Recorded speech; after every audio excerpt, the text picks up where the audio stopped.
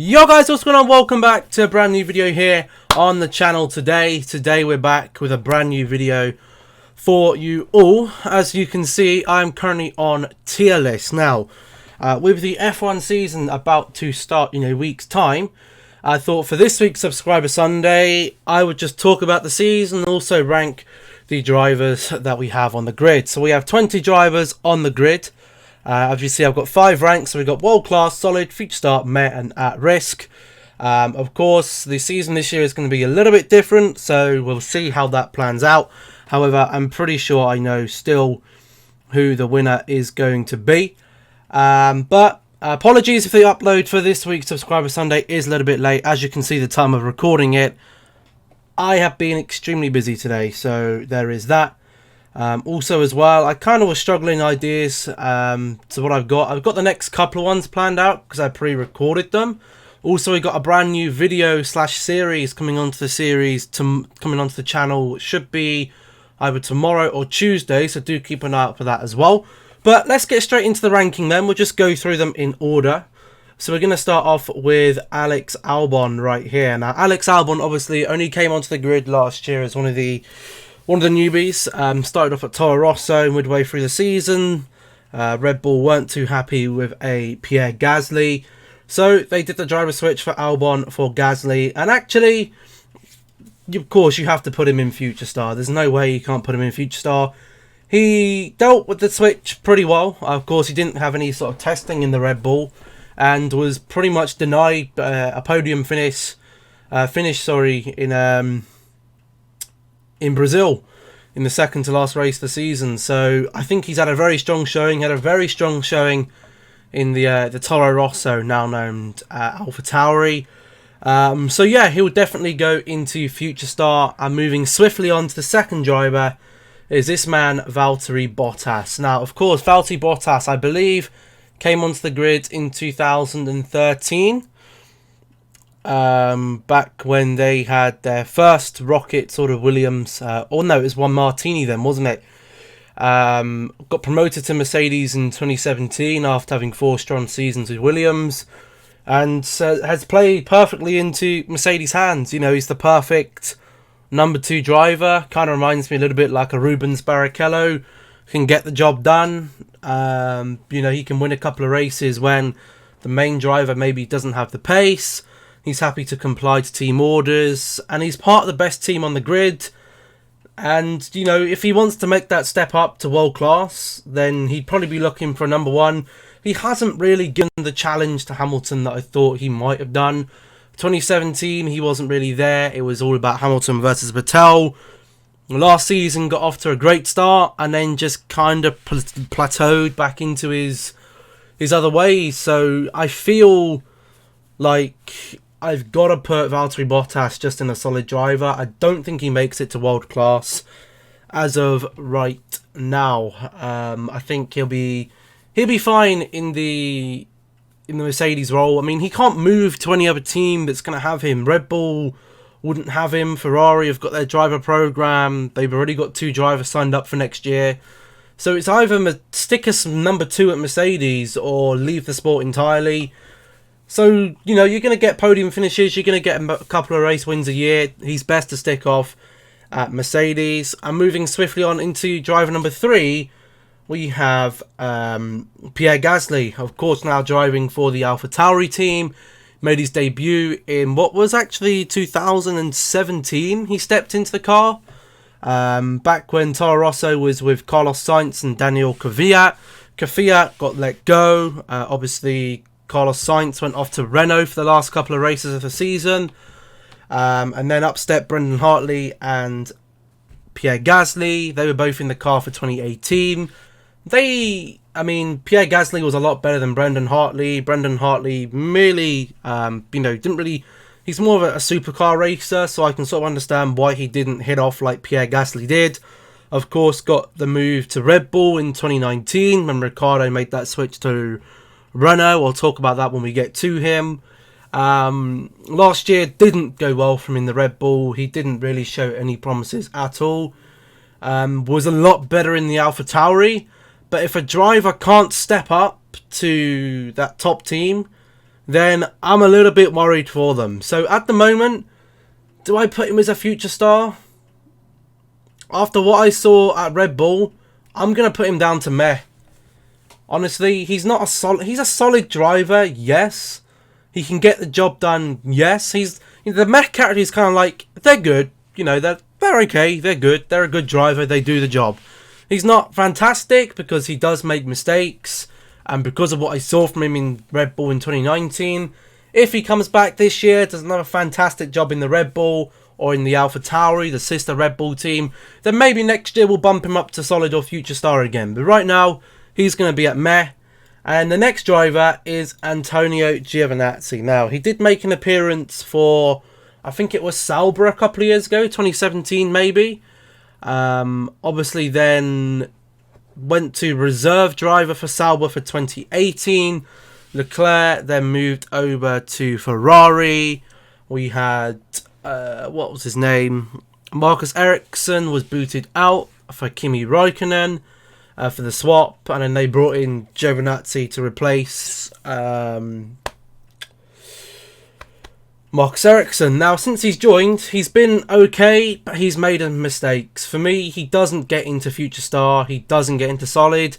He's going to be at that same point with Pierre Gasly. Now, would I put him down to at risk? Possibly. But I think they're happy with him somewhat for now. And they've already got a driver who is more than likely going to retire at the end of this year.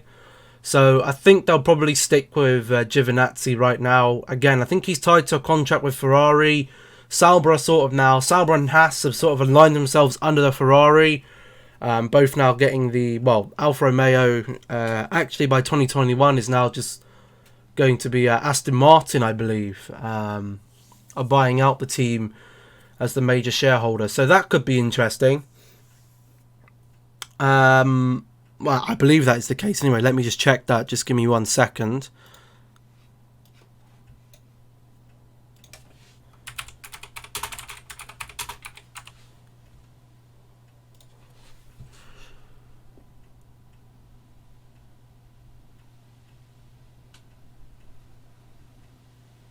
No, it's my mistake. Alfa Romeo is staying. It's Aston Martin that takes over the Racing Point team. Who will be Aston Martin F1 over the 2020 season. So Sauber kind of went into Alfa Romeo. I think are they known as Alfa Romeo Sauber? I think they're not even. Well, they are Alfa Romeo still. We got Alfa Romeo F1. So it's still the Sauber F1 team, but because Alfa Romeo are their main sponsor, that's why they're known as Alfa Romeo. Right now, quite when BMW, or when Sauber won as BMW, they were kind of just known as the BMW Sauber team or BMW. So, kind of works similarly to that. But obviously the next driver here, he doesn't need no explanation. He just goes straight to world class. 6-time world champion, 3 times on the bounce. If it wasn't for an unlucky season in 2016, he'd be 6 championships on the bounce. Obviously, most poles in F1, close to most wins. I think he's on 84 right now. And then Michael Schumacher's on 91. So he's only, a couple of races short of that. Can he get that this season? It's going to be a shortened calendar. But with Mercedes looking like the strongest car on the grid again, he's the number 1 driver. He's going to get priority over Valtteri Bottas unless something majorly wrong happened. But for me, Hamilton, he's up there with one of the best. He's up there with the F1 greats. Is he quite as good as Schumacher? Schumacher was a little bit before my time. Their careers kind of actually correlate. So they were really good in their youth. Had obviously Michael Schumacher, 94-95 champion. Lewis Hamilton misses out on his rookie year. 2007, misses out the championship by 1 point. We all knew then he was going to be a fantastic driver. 2008 wins the championship, 09, 10, 11, 12 with McLaren. I feel at that stage of his career, he made a lot of mistakes, partnered with a McLaren car being very unreliable, and starting to kind of see the demise of the team. You get to 2013, he switches to Mercedes. We're thinking, what the fuck are you doing? You're switching to a team now that's had 1 or 2 race wins. Replaces obviously Michael Schumacher, and Comes in 2013, wins the race. 2014, 15, back-to-back world titles. 2016, robbed of the title. 2017, 18, 19, 17, 18, beat Sebastian Vettel to the championship. And then 2019 was really in a class of his own. So there's no way he can go anywhere but world class. But on to the next driver is Kevin Magnussen. An interesting one, really. So came into the team, or came into F1 in 2014 from Formula 3000, I believe, with McLaren. Had a great first race. I believe he was third on the podium, then got bumped up to second because of a penalty. In comes Fernando Alonso for 2015. Magnussen takes a back seat, becomes the reserve driver. I think he was reserve driver for McLaren. 2016 makes a jump to Renault. And 17, 18, 19, he's been at the Haas F1 team. And 2018 and 19, we've seen a rift between him and Roman. So for that reason, they're not happy with Magnussen or Roman. So I can see one of those going within the next, year. I can't see them keeping both Magnussen and Roman Grosjean for the next season, 2021. Whether or not Giovannazi steps into the Haas and someone comes into the Sauber or Alfa Romeo, whatever the fuck they're going to be called then, I don't know. But for that reason, I'm putting K-Mag down as at risk as terms of a driver in F1. He's not a solid driver. He's certainly not a future star. He's in the middle of his career. He's not a meh driver. He doesn't do the job. Haas have had an extremely poor year last year, so he for me goes at risk. Kimi Räikkönen, of course, has had a very, very long F1 career. Debuted in 2001 for the Sauber team. Moved to McLaren 2002 through to 2006. So 2, 3, 4, 5 and 6. So 5 years at McLaren. Again, McLaren reliability issues. He could have been world champion 03 or 05. Definitely was in a shout to do so. We all knew he was going to be a good driver. 07 to 09 goes with the Ferrari team. Wins the World Championship by 1 point in 2007. 2008, 2009 was kind of just stagnating a little bit. Leaves, I believe, to go NASCAR racing in 2010, 2011. Comes back in 2012, 2013 with the Lotus F1 team. Wins a couple of races. Had the famous "Leave me alone, I know what to do" moment in Abu Dhabi 2012. And then 2014, 15, 16, 17, 18. So 14, 15, 16, 17. Another 5 years at Ferrari. Again, kind of just playing second fiddle. Was second fiddle to Fernando Alonso. Although 2014, the car for Ferrari was a shambles. 2015, 16, of course, dominating by Mercedes. Picking up trophies and stuff, but hasn't actually won a race. In 2017-18 comes along, playing second fiddle to Sebastian Vettel. Wins the race in 2018, the 2018 US Grand Prix. 19, he's back at Sauber, and then he's got a contract up until the end of this year. What he does after this year, I don't know. But just because he's just a Don, I'm putting Kimi up there with solid. When he was at Ferrari, he was doing what basically Valtteri Bottas does for Mercedes. He just does the job. He does a solid job. That means he goes up there. And then we go to the next one, Daniel Kvyat. Now, this is an interesting one. So, was in the... when did he debut, Kvyat? I think it was 2013. I believe. We go Daniel Kvyat. I believe he debuted in 20... When was it? No, he debuted in 2014. That was it, yes. He debuted in 2014. With, of course, the formerly known Toro Rosso team. Has a good year. Sebastian Vettel leaves Red Bull. Goes off to Ferrari. Space comes open at Red Bull. I can't remember the other driver at the time for Toro Rosso. Let me see. Let's see if we can find out.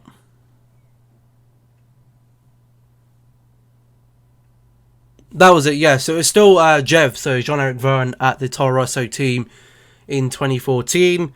He gets the call up for 2015, 16 in the Red Bull. Halfway through 2016, gets chucked out the Red Bull. Up steps Max Verstappen. We'll talk about him later. And then the rest of 16-17 still at Toro Rosso. Gets booted out from Toro Rosso in 2017. 2018 comes around. He's not in Formula 1. Comes back in 2019 with a Toro Rosso. And has been fairly successful. So, for me, again, he's past that stage of being a future star. You know, he's, how old is he? He's 26 now. So, you know, he's kind of in that peak career, or the peak time of his career. He's not a solid driver. For me, he's a meh. You know, he's just there. He does okay. You know, he had a podium this year, of course, as well as Pierre Gasly, but that wasn't probably by merit. It was just because it's one of those races. And again, if he has a good 2020, then he could go up to a solid driver. He's not definitely a future star in my eyes. But yeah, so I'll put him in the meh category. Another driver is Nicholas Latifi. Now, he's come through F2. And we don't really know anything about him. So, you know, I don't actually think Nicholas Latifi is that young. I think he's actually a little bit older than I thought. He's 24 years old, so, you know, that's the age of Lewis Hamilton through that. But I don't know whether or not I can put him as a rising star. Can I put him as meh? Can I put him at risk? He's a first-year driver at risk. He's driving for Williams. Williams, of course, in a bad stage of their F1 sort of history. I guess we kind of just inclined to put him at meh, or, you know, we don't know enough about him to judge him. But moving on to the next driver then is Charles Leclair. Now, of course, Formula F2, so F2 champion in 2017, comes into Formula 1 in 2018 with the Sauber team. Does very well. Gets promoted to Ferrari in 2019. Finishes above of Sebastian Vettel in the World Championship.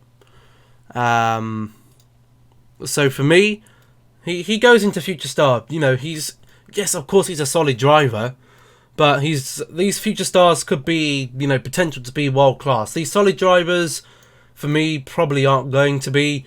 You know, he's shuffled things up at Ferrari. You know, at the start of the season last year, he was definitely a number 2. And then comes in this year, maybe at number 1. You know, Sebastian Vettel leaving Ferrari at the end of this year.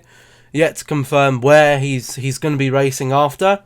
So, Leclerc, you know, he's a fantastic driver. Yes, he makes mistakes, but all young drivers make mistakes.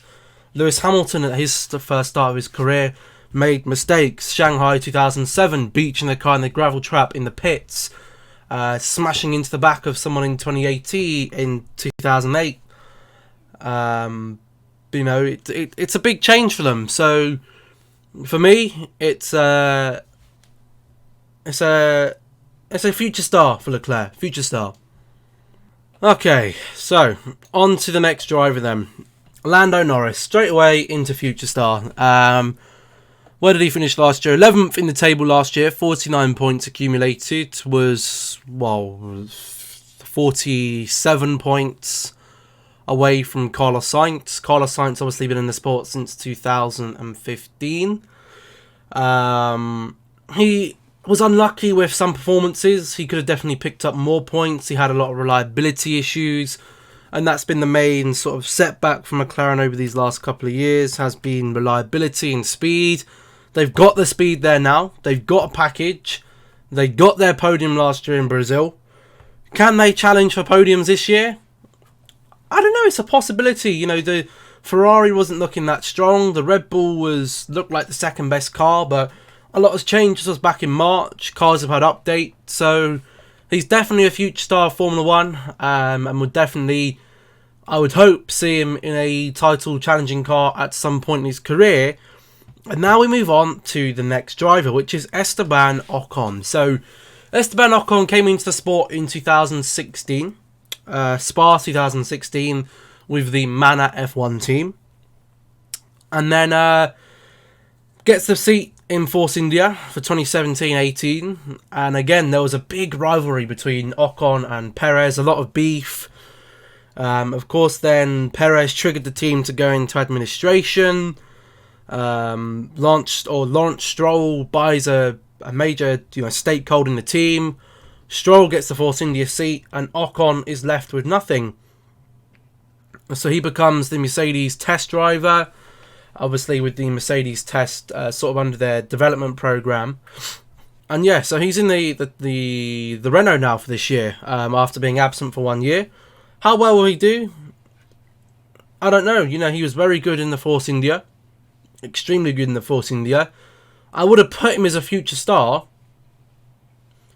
But right now, I'm going to put him down as meh, because we don't know what he's going to be like after taking a year off. So we will go for meh for Esteban Ocon.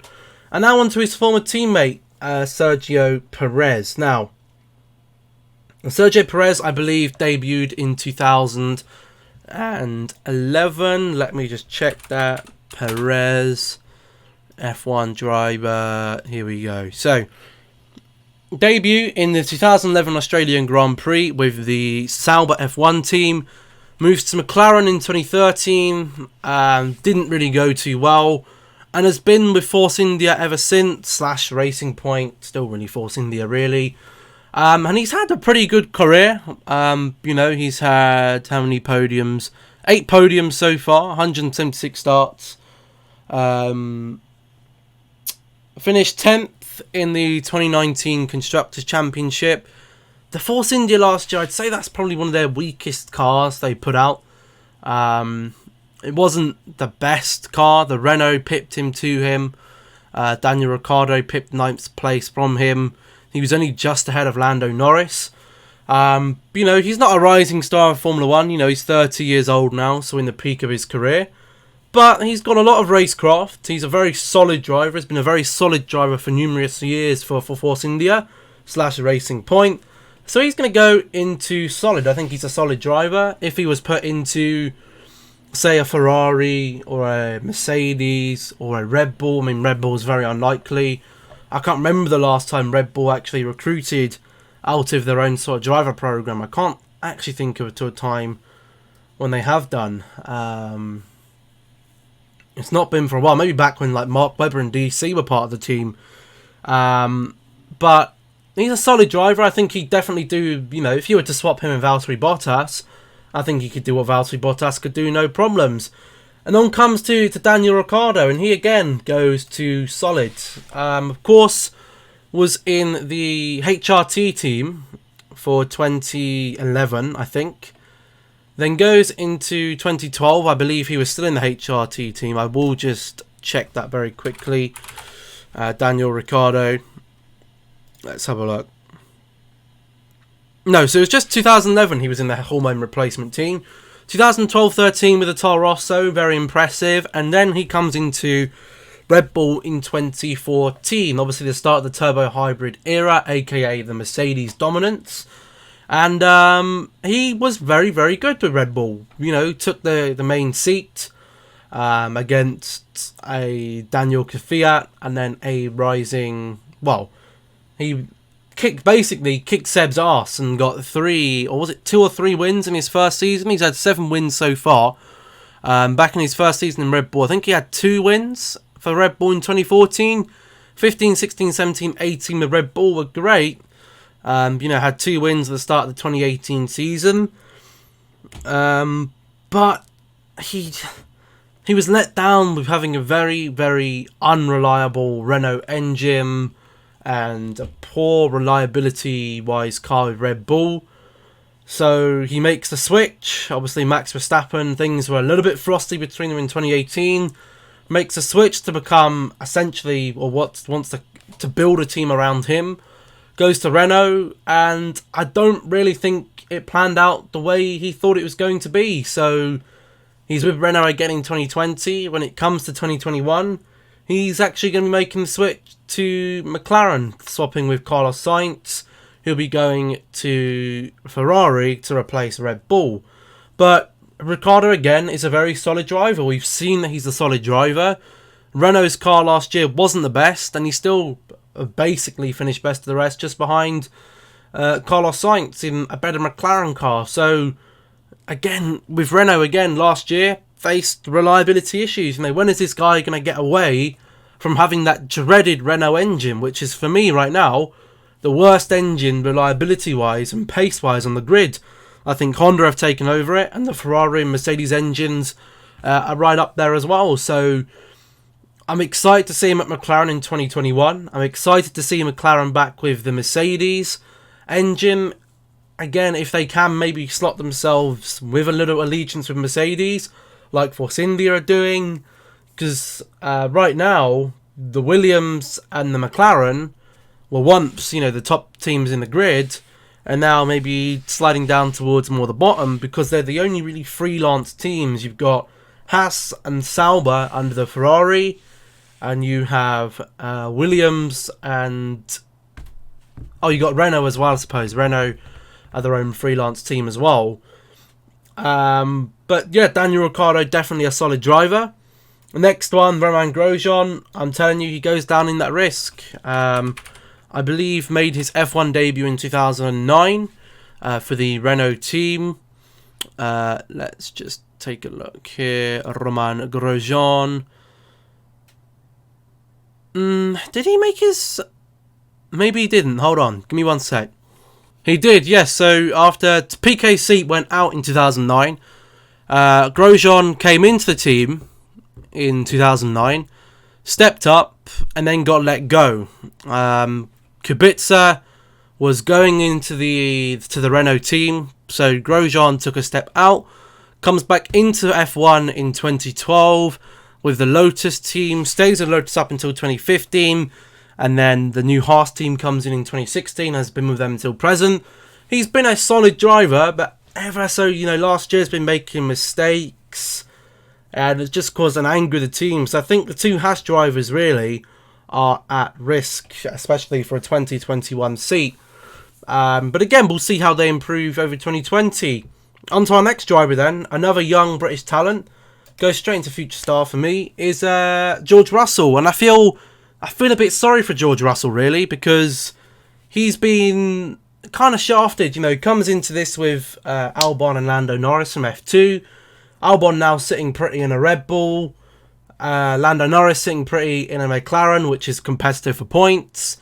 And there's George Russell, who was the only driver last year to not score a point. But don't take that away from his driving ability. We've seen in the E-Racing, or the E-Prees, he won like 4 races on the bounce. And he's still a very, very talented F1 driver. Out-qualified Robert Kubica in all 21 races last year. Robert Kubica is an experienced driver. So for me, we're yet to see what George Russell can do in the Williams. And my belief would be probably he's going to take a step into that. Maybe even the Aston Martin team for 2021. Or if Lewis Hamilton or Valtteri Bottas get sick of Mercedes, I would presume that this guy will be ready and waiting to go into the Mercedes, of course, being in the Mercedes driver program. But on to the next driver then. We have Carlos Sainz, and he goes straight into solid. So he made his debut in 2015 for the Toro Rosso team, stays them up until 2017. 2017, midway through, he did about a couple of last races, he moves to Renault. Renault is team for 2018, and then loses his seat to Daniel Ricciardo with the Renault and decides, you know what, I'm going to make a switch over to McLaren, replacing what was the departing Fernando Alonso, and has done a fantastic job in the McLaren. Got McLaren's first podium finish in, 5 years? Been an absolute, class driver, classy, and definitely deserves his call up to the Ferrari team. And I think, he won't just go there and play second fiddle to Charles Leclerc. I think he'll be right up there in terms of pace. And moving on to the next driver, we have Lance Stroll. Lance is a difficult one, because if it was me, I'd be putting him in at risk. I don't think he's been very good. Of course, had a somewhat competitive Williams car in 2017, scored a podium finish in Baku. In 2018, the Williams car was a shambles. Obviously, his dad buys the massive stake in Force India, renamed it Racing Point. and gets his son up into the racing team, kicking out Esteban Ocon. But I just don't really see the pace there. His qualifying is poor. In terms of the championship, he finished 15th, ahead of Giovannazi, Magnussen and Roman, who are all, none of these drivers up here. So he goes into meh for me. If it wasn't for his dad, I don't see him losing his Racing Point team seat, because his dad is a part owner of the team now. And I think they'll give him a chance. The Racing Point, of course, looking very racy this year. Be interesting to see what happens with him for that. But he definitely goes into the meh for me. And on to the final two drivers then. So we got Max Verstappen and Sebastian Vettel. Now, it seems like Max Verstappen has been around in F1 for a while, and he's only, 22 years of age. The youngest F1 driver to win a race, to start a race. I think he might have just missed out on the pole position. But he is a very, very talented driver. Goes there in future star. I'm not going to put him in world class. He's definitely up there in terms of Hamilton and Vettel. But he's going to go into future star, mainly because he does make mistakes. And he does have that sort of edge that I saw with Lewis Hamilton and Sebastian Vettel when he won his 4 championships at Red Bull. But I have no doubt that Max Verstappen will be world champion in F1. As soon as Hamilton and Vettel go away, it's gonna be these guys, maybe minus Kimi Räikkönen, that are gonna be fighting for those championships. Especially these boys here. We're looking at these guys to be the next sort of stars of our F1 racing, and maybe some of these guys as well coming through at meh. Unfortunately, we're in a stage of F1 right now where there's only really 3 teams that can compete for F1 wins. I'm hoping that does change again in future. But Max Verstappen comes in 2015, gets called up to Red Bull in 2016 midway through the season, and has just improved season after season after season. Had that rough start to 2018, had nicknames thrown at him like Max Verstappen. Nowhere near the case. This guy is the real deal. Definitely goes into future star. And that leaves us on our last driver, and that is Sebastian Vettel. So made his F1 debut testing in 2006. Made his full debut in 2008 with Scuderia Toro Rosso. Wins that epic Monza race, puts himself on the table. Comes into DC shoes in 2009 in the Red Bull team. And never really looked back at Red Bull. Had a solid season in 2009, 2010, 11, 12, 13, back champions. 4 championships in a row, 4 very dominant championships. And again, was very, very fortunate to have Mark Webber as a number 2 driver. It's getting awfully dark in here, so I do apologise if things are a little bit dark. It doesn't look too bad so far. But he, of course, 2014, turbo hybrid era, Red Bull, not good. Not as dominant as they were at all in 2013. So decides to make the switch to Ferrari in 2015.